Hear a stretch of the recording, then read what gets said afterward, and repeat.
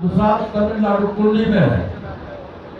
और आपको इस बात की जानकारी होगी, बहुत खुशी होगी कि परसों 11 तारीख को 3 बजे दिन में हाजीपुर में हमारे विभाग का बहुत बड़ा कार्यालय खोलने जा रहा है, जिसमें ट्रेनिंग सेंटर खोला जाएगा।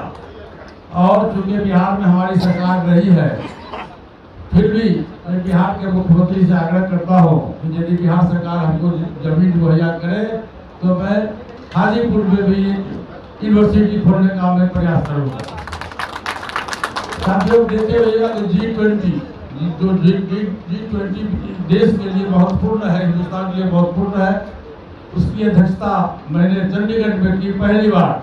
और पूरे देश में G20 का चल रहा मामला और पूरे देश में इस तरह की बात है। हमारे विभाग में काफ़ी जैसे फूड प्रोसेसिंग में जो भी चीज़ है, कोल्ड स्टोरेज है और तरह का है, मेगा फूड पार्क है, मिनी फूड पार्क है, इसकी संख्या दिन प्रतिदिन बजट में बढ़ा है।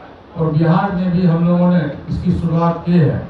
और पूरे देश में यदि आप देखेंगे तो 9 लाख लोगों को हमने रोजगार दिया है। और काफ़ी संख्या में विभाग में काफ़ी संख्या में लोग ये खोल रहे हैं। दूसरी बात है कि 2024 आगामी 2024 में लोकसभा का चुनाव होने वाला है। और ये चुनाव बहुत ही महत्वपूर्ण चुनाव है। और इस चुनाव में और खास करके बिहार में मैं पूरी ईमानदारी से आपको बतलाना चाहता हूँ कि बिहार में एनडीए गठबंधन की सरकार जो पूरे देश में है और माननीय प्रधानमंत्री जी इस संबंध में आपको भी मालूम है कि पूरे विश्व का जो सर्वे हुआ है, उस सर्वे में पूरे विश्व के स्तर पर सर्वमान्य नेता के रूप में परम आदरणीय नरेंद्र मोदी जी का नाम आया है, 1 नंबर में आया है। और देखिए, आज़ादी के बाद मैं समझता हूँ कि इतना अच्छा प्रधानमंत्री इस देश को कभी नहीं मिला, जिसने शोषित के लिए, गरीब के लिए, महिलाओं के लिए, वृद्धा लोगों के लिए, किसान के लिए, नौजवान के लिए, सभी लोगों के हित की बात उन्होंने की। इवन यहाँ तक कि जो गरीब लोग हैं, जो बीपीएल सूची के अंदर है, उनके इलाज के लिए उन्होंने 5 लाख रुपया की राशि की स्वीकृति दी है। इस देश में 81 करोड़ लोगों को मुफ्त राशन दिया जा रहा है। 31 दिसंबर 2023 तक 81 करोड़ लोगों को मुफ्त राशन कार्ड दिया जाएगा। One nation one ration card की व्यवस्था की गई है। उसी तरह से किसान को सब्सिडी दिया जा रहा है। मेडिकल कॉलेजेज और इंजीनियरिंग कॉलेजेज खोला जा रहा है। और रोड, सड़क, बिजली की तो व्यवस्था भारत सरकार में आप देखे रहिएगा कि पूरे देश में कभी ऐसा नहीं हुआ था। कहने का ये कि प्रधानमंत्री जी की सोच गरीबों के प्रति है। आप देखिए, महिलाएं खाना बनाती थी, आँख खराब हो जाता था, उसके लिए गैस की व्यवस्था उन्होंने किया। गरीब लोगों के लिए, वृद्ध लोगों के वृद्धावस्था की व्यवस्था किया। इस ढंग से ये अपने देश जो विदेश का नीति है, खासकर विदेश का जो नीति है, ऐसा कभी भी हिंदुस्तान के प्रधानमंत्री के द्वारा नहीं हुआ था। अभी विदेश में हिंदुस्तान का नाम चरम स्थान पर है। तो मैं आप लोगों से आग्रह करता हूँ, आने वाला समय है 2024 लोकसभा का चुनाव है, एनडीए गठबंधन की सरकार है देश में। और भाजपा इंटरनेशनल, भाजपा देश ही नहीं विदेशों में भी भाजपा का संगठन है।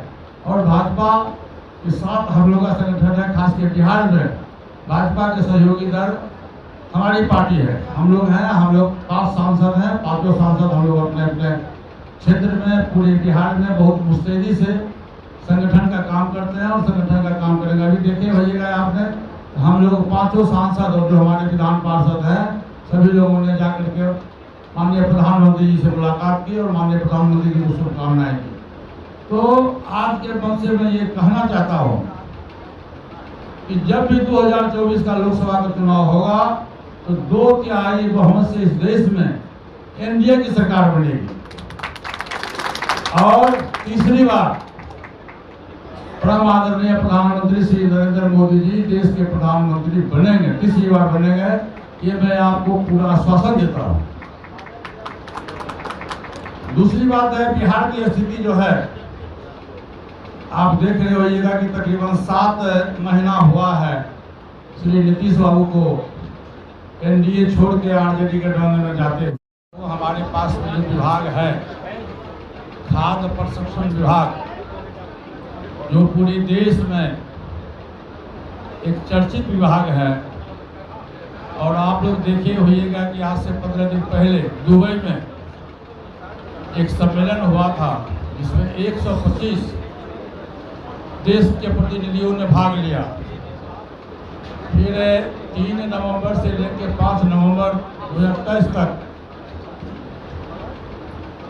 3 नवंबर से 5 नवंबर तक प्रगति मैदान दिल्ली में मिलेट्स का आयोजन किया गया है, जिसमें हमारी विभाग का हम लोग का आग्रह है, माननीय प्रधानमंत्री जी से मैंने आग्रह किया है कि उसमें आकर के अपना कुछ समय दें। महामहिम राष्ट्रपति महोदया से भी आग्रह किया गया है कि वो आए, और मुझको काफ़ी उम्मीद है कि देश के लोकप्रिय प्रधानमंत्री श्री नरेंद्र मोदी जी और भारत सरकार के महामहिम राष्ट्रपति श्रीमती द्रौपदी मुर्मू जी जरूर उस मिलेट्स आयोजन में सम्मिलित होंगे। पूरे विश्व के स्तर पर ये बनाया गया है। दूसरा आप देखिएगा कि हमारा जो विभाग है इसमें 2 यूनिवर्सिटी है, 2 कहते थे, जिससे परेशान होकर बिहार की जनता ने नीतीश कुमार जी को अपना अधिकार दिया, और नीतीश कुमार जी इस बिहार के मुख्यमंत्री बने। 17 वर्षों तक बिहार के मुख्यमंत्री बने रहे। इस बार जो लोकसभा का चुनाव हुआ और विधानसभा का चुनाव हुआ, उसमें एनडीए गठबंधन के तहत नीतीश जी के दल को भी 17 सीट मिला था लोकसभा में, जिसमें 16 सीट को जीते थे। और विधानसभा का जब चुनाव हुआ तो एनडीए गठबंधन को बिहार की जनता ने अपना मत दिया था, और एनडीए गठबंधन के मत देने के बाद नीतीश जी पर विश्वास करके भाजपा के लोगों ने नीतीश जी को मुख्यमंत्री बनाया था। लेकिन नीतीश जी ने बिहार की जनता के साथ अपमान किया, और बिहार की जनता को उन्होंने धोखा दिया, और एनडीए गठबंधन छोड़ के वो रातों रात चले गए आरजेडी गठबंधन में। ये बिहार के लिए बहुत ही शर्मनाक घटना है, दुर्भाग्यपूर्ण घटना है। अब अभी आप रिसेंटली देखे होइएगा, रामनवमी के अवसर पर भारत सरकार के गृह मंत्री श्री अमित शाह जी का प्रोग्राम था, सासाराम में था, नालंदा में, नवादा में था, और जानबूझ के दंगा फैलाया गया। दंगाइयों ने जानबूझ के हंगामा किया कि नीतीश को अमित शाह जी का प्रोग्राम फेल कर जाए, विफल कर जाए, और उसमें बिहार सरकार 100% दोषी है। जहां पटना में बिहार सरकार के मुख्यमंत्री हैं, डीजीपी है, चीफ सेक्रेटरी है, सभी मंत्री लोग हैं। और सबसे बड़ी बात तो ये है कि नालंदा जो नीतीश जी का गृह जिला है, जन्म स्थान भी है और कर्म स्थान भी है, उस नालंदा में भी घटनाएं घटी। नीतीश जी क्या कर रहे थे, और इतनी बड़ी घटना घटी सासाराम में भी, नालंदा में भी, लेकिन एक बार भी बिहार सरकार का कोई मंत्री, मुख्यमंत्री की बात तो छोड़ दीजिए, किसी मंत्री ने वहां जा करके जनता का दुख दर्द में भागीदारी होने का हिम्मत नहीं किया। ये है बिहार की लॉ एंड ऑर्डर की व्यवस्था। तो मैं बार बार कहता हूँ कि देश में जब भी चुनाव होगा, 2024 का लोकसभा चुनाव होगा, 2025 का विधानसभा का चुनाव होगा, तो लोकसभा के चुनाव में प्रधानमंत्री का पद की वैकेंसी नहीं है। माननीय प्रधानमंत्री श्री नरेंद्र मोदी जी तीसरी बार इस देश के प्रधानमंत्री बनेंगे। ये हमारा और पूरे देश के लोगों को ये विश्वास है। इसलिए मैं आज आप लोगों को खाने पर बुलाया हूँ। साल का ये 4था महीना है। मेरा आग्रह है कि जितने भी हमारे साथीगण हैं, सभी लोग आराम से बैठ के खाना खा के जाएंगे। जय हिंद, जय भारत। हाँ, तो हमारी बात करो, एनडीए की बात करो। चिराग पासवान कहाँ जा रहा है, नहीं जा रहा, सबको क्या मतलब है? अमित शाह कह रहे हैं कि 40 सीटों पे भाजपा तैयारी कर रही है बिहार में। आपकी जगह कहाँ है? अमित शाह कह रहे हैं। अरे आपको पता नहीं है, बिहार में 40 जगहों पर भाजपा तैयारी कर रही है। भाजपा का मतलब हुआ एनडीए गठबंधन। ये समझिए, दिमाग खोल के समझिए, ये फकड़बाज मत लगाइए। बिहार में एकमात्र सहयोगी दल हम हैं, हमारी पार्टी है, और हमारी पार्टी और भाजपा में गठबंधन है। वो गठबंधन जिंदगी भर रहेगा। हम लोग नहीं है। 2014 में मेरा गठबंधन हुआ था भाजपा से। मैं घोषणा किया हूँ कि मैं जब तक राजनीति में जिंदा रहूंगा, हमारी पार्टी भाजपा गठबंधन में एनडीए गठबंधन के हम पार्ट है और रहेंगे।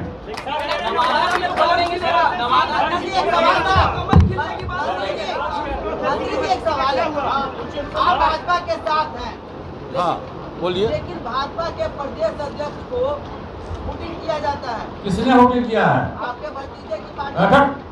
हमारे भतीजा क्या कहते हैं जी?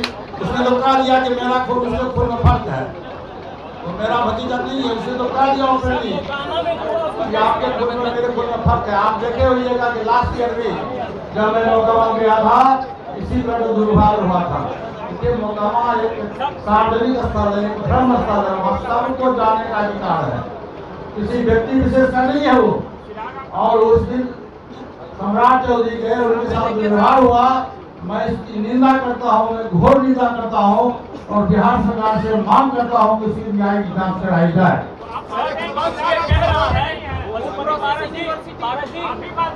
विपक्ष ये कह रहा है, केंद्र में जो विपक्ष बैठा है वो कह रहा है कि चुनाव आने से पहले बीजेपी और सहयोगी पार्टी ये चिंता न करे कि प्रधानमंत्री का चेहरा कौन होगा, और ऐसा चेहरा होगा कि वो देखेगा बीजेपी और उनकी सहयोगी। विपक्ष के पास में कोई चेहरा ही नहीं है। अभी आप देखे हैं शरद पवार जी का बयान सुने हैं आप? विपक्ष के सबसे बड़े नेता के रूप में माने जाते थे शरद पवार जी। कल जो उनका बयान आया, उस बयान को आपने देखा है, पढ़ा है, सुना है? विपक्ष कभी एकजुट नहीं हो सकता है। विपक्ष का अलग अलग बिखराव है। ममता बनर्जी कभी कांग्रेस के साथ नहीं आ सकती है, ममता बनर्जी कभी सीपीएम के साथ नहीं आ सकती है, केजरीवाल कभी कांग्रेस के साथ नहीं है। सबका एक अलग अलग लोकल इशूज है। और प्रधानमंत्री का पद बहुत बड़ा पद है। जब गांधी जी, इतना आसान नहीं है कि प्रधानमंत्री के कुर्सी पर कोई विपक्ष बैठ जाएगा। ये बहुत ही कठिन काम है। और नरेंद्र मोदी